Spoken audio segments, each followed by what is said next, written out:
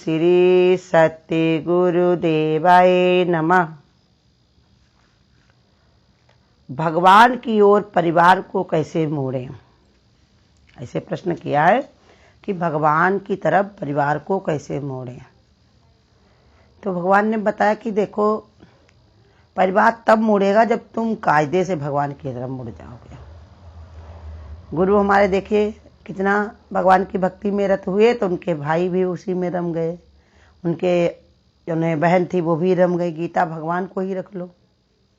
वो यहाँ ससुराल में आए थे, जब उन्होंने अपना निश्चय नहीं बदला, अपना पूरा का पूरा ध्यान अपने भगवान में लगा के रखा, तो उनके पति नंद जो लोग परिवार के थे सबके सब भगवान में मुड़ गए। तो कोई परेशानी नहीं होती जब तुम पूरा भगवान की तरफ मुड़ जाओ, क्योंकि भगवान बताते हैं कि कहने से ज़्यादा हमारे आचरण का प्रभाव पड़ता है सबके ऊपर। कहना तो भगवान ने कहा है आसान, लेकिन करके दिखाना बड़ा ही मुश्किल होता है।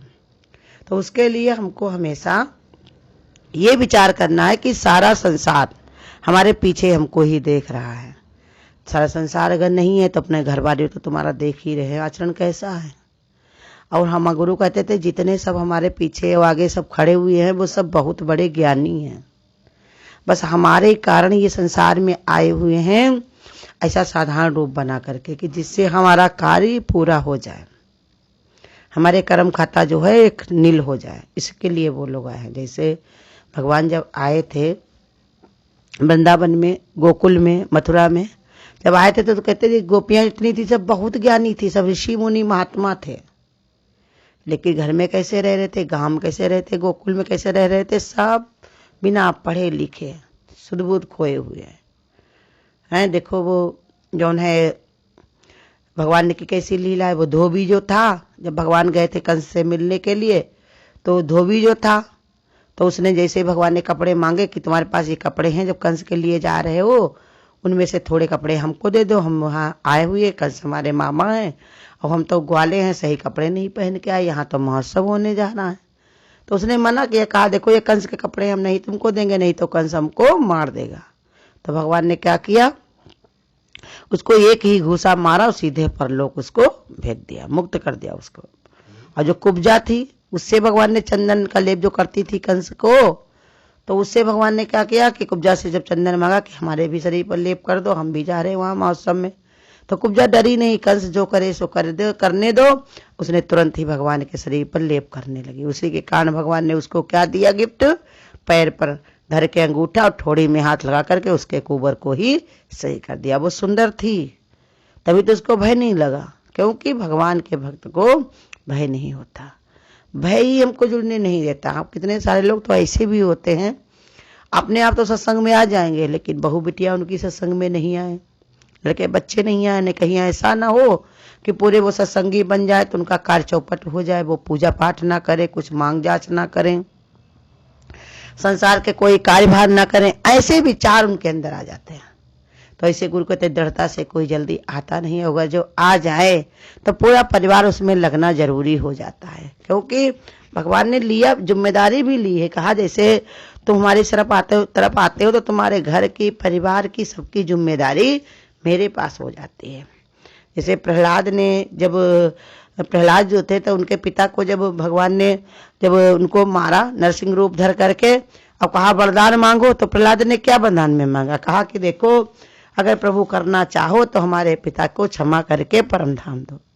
भगवान ने कहा वो तो हम पहले उनको दे चुके हैं, क्योंकि जिसका ऐसा पुत्र हो उसके पिता पहले ही परम धाम पहुंच जाते हैं, उनकी 7 पीढ़ियां आगे की, 7 पीढ़ियां पीछे की सब तर जाती हैं। जो भगवान का कोई भक्त होता तो बताओ, तो भगवान ने अगर एक को बुलाया है अपनी तरफ तो सबको बुलाना चाहता है, ऐसी ही प्रेरणा आई हुई है। ऐसे ही हमको सामने से भगवान ने स्वभाव संस्कार दिखाया है, क्योंकि इसी कारण जैसे गुरु कहते हैं खटिया का एक पावा खींचो तो अपने आप ही तीनों पावा सबने तुरंत ही उनके साथ में हो लेते हैं। ऐसे ही भगवान कहते हैं हमको भी विचार करना चाहिए कि हम अगर भगवान की तरफ आ रहे हैं, चल रहे हैं, तो हमारा परिवार भी लगेगा, लेकिन हमारे अनुसार नहीं लगेगा। वो दादा भगवान की बेटी जो गीता भगवान थी तो बहुत सुंदर भजन गाती थी अपने स्कूल में, घर में, परिवार में। दादा भगवान को बहुत अच्छा लगता था कि इतने सुंदर ये भजन गाती है, लेकिन सत्संग आने को कहते तो वो उनको समझ में नहीं आता, वो कहते हम नहीं सत्संग में नहीं जाएंगे, हमको समझ में नहीं आता। वैसे तो बढ़िया वो ज्ञान विचार किया करती थी, हमेशा शैलियों में बैठ कर ऊंची ऊंची बातें, बढ़िया बढ़िया से भजन गाया करती थी, कीर्तन वगैरह गाया करती थी। तो दादा भगवान ने उनको कहाँ भेजा? लक्ष्मी भगवान के पास में, जबकि लक्ष्मी भगवान क्या थी? दादा भगवान की शिष्या थी, वो उनसे उन्होंने ज्ञान लिया था। उनके पास जब भेजा, उनके साथ देखते देखते रहते वो इतना ज्ञान में लीन हो गई कि उनको ही उन्होंने गुरु बनाया। दादा भगवान को भी गुरु बनाया, उनको भी। और फिर उनका इतना मन लग गया भगवान में कि उनको फिर निकाल ही नहीं कोई पाया, घर गृहस्थी में फिर वो घुसी ही नहीं।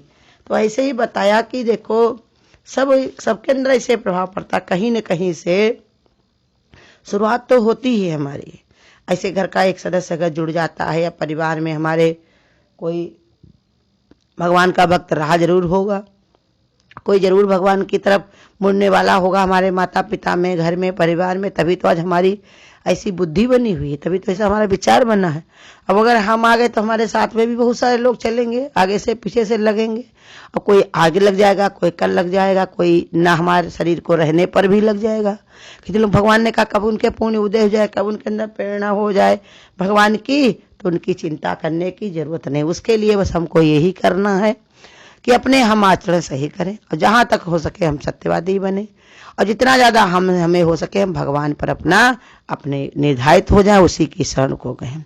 तो भगवान चाहेगा तो क्या नहीं कर सकता, वो तो पूरे संसार को चाहे मोड़ ले, वो क्या नहीं कर सकता, मोड़ता क्यों नहीं, क्योंकि कर्म जुड़े पुड़े। ऐसे ही घर परिवार वाले भी, हम अगर भगवान की तरफ बढ़े चले आ रहे तो सबको भगवान बुलाएगा जरूर। ऐसा नहीं कि वो छोड़ दे, उनको बुलाएगा जरूर, बस देर इसलिए है क्योंकि कर्म खाता के खाना। अभी विश्वास अगर नहीं हो रहा किसी को तो उसका अपना कर्म है। तुम्हारी तरफ से कमी नहीं होनी चाहिए, हमारी तरफ से कमी नहीं होनी चाहिए कि हम सत्संग तो करें, साथ में परपंच भी करें।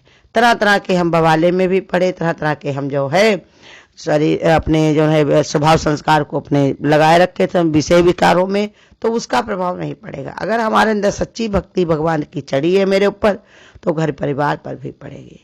परमात्मा की शक्ति से, अपने नेत्रों से, दृष्टि से भगवान को देखो, हर जगह भगवान ही भगवान विद्यमान है।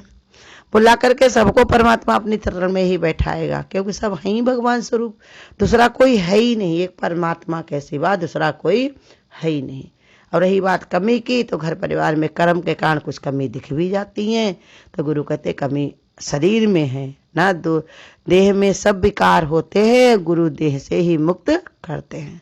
जैसे संत महात्मा लोग बताते हैं कि हमारे मत में भेद होना चाहिए, बोलचाल में अगर हमारा भेद है, हम भगवान की तरफ लगे हुए हैं, वो लोग नहीं लग पा रहे तो उनको कम समझें, वो हम लोगों को ज़्यादा ना समझें, तो ये भेद हो सकता है, लेकिन मन में भेद नहीं होना चाहिए। क्योंकि घर परिवार जो भी है वो सब हमारे कर्म के अनुसार मिला है और भगवान ने हमको दिया है। ये भगवान की दी हुई अनमोल वस्तु है मेरे पास, जिनके पास नहीं होता है घर परिवार, तो वो कैसे अपना जीवन बिताते हैं। तो गुरु कहते तुमने कभी देखा नहीं, सुना नहीं, किसी के पास बैठो तो देखो कि उनके अंदर कितना दर्द भरा रहता है। इसलिए हमेशा अपने मन को भगवान में लगा करके रखो। इसलिए गुरु देखो अर्जुन से भगवान कहते भी हैं कि ये क्या है, हमारे अंदर क्या धारणा होनी चाहिए, भगवान की भक्ति की। हमेशा भगवान पर ही विश्वास होना चाहिए। अब अगर हमने उस भक्ति को नहीं पहचाना, उस विश्वास को नहीं जागृत किया, तो हमारा आना सब बेकार ही हो जाएगा, जहाँ हमारा किया कराया सब बर्बाद हो जाएगा। इसलिए भगवान बताते हमेशा निश्चय करके भगवान की ओर बढ़ो। ज़्यादा जितनी तुम्हारी भक्ति बढ़ेगी उतने घर पे परिवार पर भी प्रभाव पड़ेगा तुम्हारा, वो सब धीरे धीरे अपने आप मुड़ते चले आएंगे, क्योंकि सबके अंदर वही भगवान विद्यमान है, परमात्मा विद्यमान है। और हम अपने देह अभ्यास के कारण ही ऐसे स्वभाव को बनाए हुए हैं कि हमारी बात समझ में नहीं आती। देह अभ्यास के कारण देह में मन पड़ा हुआ, जितना गुरु हमको रोज बताता है कि देखो वाणी भी चलती है कि गुरु हमको एक ही प्रैक्टिस रोज करवाता है, एक ही अनुभव हमको रोज करवाता है कि मैं आत्मा हूँ, मैं देह नहीं हूँ, मैं पूर्ण परमात्मा हूँ। ऐसा गुरु कहते अपने अंदर निश्चय रोज करवाता, लेकिन एक ही निश्चय करना है, लेकिन फिर भी हम नहीं कर पाते, तो ये कितनी बड़ी हमारी कमजोरी होती है। तो गुरु कहते कमजोरी अपनी हटा दो, तो सब कुछ भगवान ही भगवान है, एक परमात्मा के अलावा दूसरा और कुछ है ही नहीं। उनकी चिंता ना करो, वो स्वयं भगवान की ओर मुड़ेंगे, बस हमको मुड़ना नहीं है। हमारे निश्चय में कोई कमी नहीं आनी चाहिए, मेरे विचारों में कोई कमी नहीं आनी चाहिए, क्योंकि हमको भगवान से मिल करके ही एक होना। आज मिल जाए और चाहे कल मिले, परसों, कभी न कभी हमें मिलना जरूर है।